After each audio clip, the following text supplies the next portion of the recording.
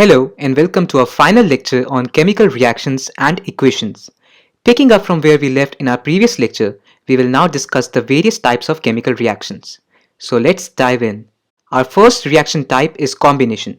In this reaction, two or more substances, elements or compounds combine to form a single product. For example, calcium oxide reacts vigorously with water to produce slaked lime, which is calcium hydroxide and is used for whitewashing walls, releasing a large amount of heat. Reactions involving a large amount of heat are classified as exothermic reactions. Another exothermic reaction is that we all know about and is combustion or burning, which involves molecular oxygen as one of its reactants.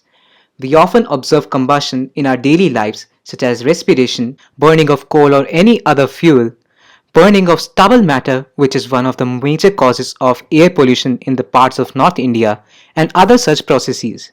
Our next type of reaction is decomposition. Contrary to combination, in this reaction, a single reactant breaks down to give simpler products. Due to this characteristic, this reaction is widely used in chemical analyses and has many industrial applications, such as decomposition of calcium carbonate, which yields carbon dioxide, and calcium oxide, which is also known as quicklime and is used in the manufacturing of cement. On heating lead nitrate, it decomposes to emit brown fumes of nitrogen dioxide gas, which confirms the presence of nitrate group, and white silver chloride, which turns grey in sunlight. This is due to the decomposition of silver chloride into silver and chlorine by light and is used in black and white photography. Now, most of these reactions require energy, either in the form of heat, light, or electricity for breaking down the reactants. In the reactions where energy is absorbed, these are known as endothermic reactions. The third type is displacement reaction. In this reaction, a more reactive element displaces or removes a less reactive element from a compound to form new products. Feasibility of such reactions is determined by the reactivity series. For example, iron nails turn brown in the blue-colored copper sulfate solution along with the decrease in the intensity of the color. This happens as iron, which is more reactive than copper, has displaced it from copper sulfate solution to form iron sulfate and copper. Similar reaction is observed with lead and zinc, which are even more reactive than iron. The fourth reaction type is double displacement reaction.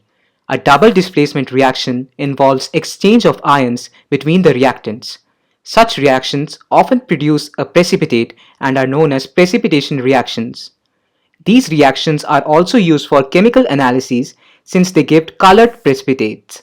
For example, the reaction between silver nitrate and sodium chloride results in the formation of silver chloride, which is a silvery white precipitate. We now move on to oxidation and reduction.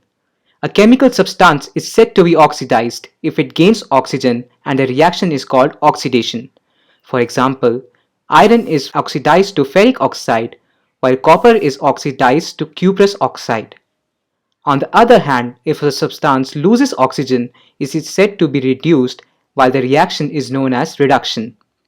Generally, both these reactions are commonly categorized as redox reactions in which oxidation and reduction both occur simultaneously. Let's take an example. During this reaction, copper oxide is losing oxygen and is being reduced. The hydrogen is gaining oxygen and is being oxidized. Similarly, on switching the reducing agent from hydrogen to carbon, copper oxide reduces to copper while carbon oxidizes to carbon dioxide. Oxidation and reduction are some of the most common reactions that we observe in our daily lives. So let's move on to their effects, that is corrosion and rancidity. I'm aware we all have seen the reddish brown coating that we observe on iron articles. Yes, rusting is also an example of oxidation. Here iron is oxidized to form ferric oxide, which in its hydrated form is known as rust. This process is known as corrosion and is observed with many other metals.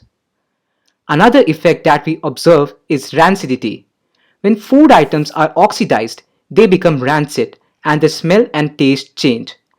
To prevent this, antioxidants are added as preservatives to prevent food items from turning rancid. Let's do a quick recap of what we have covered in this video. We have learned about different types of reactions, namely combination reactions, decomposition reactions, displacement reactions, double displacement reactions, redox reactions, and finally the effects such as corrosion and rancidity. We have now completely covered the chapter of chemical reactions and equations. And to make your concept stronger, you can revise all that we have learned as well as gain new insights from the EduRev mobile app and website, which contains chapter notes, NCRT solutions along with their solutions, mind maps, mock tests, and many such other things to help you prepare to the fullest.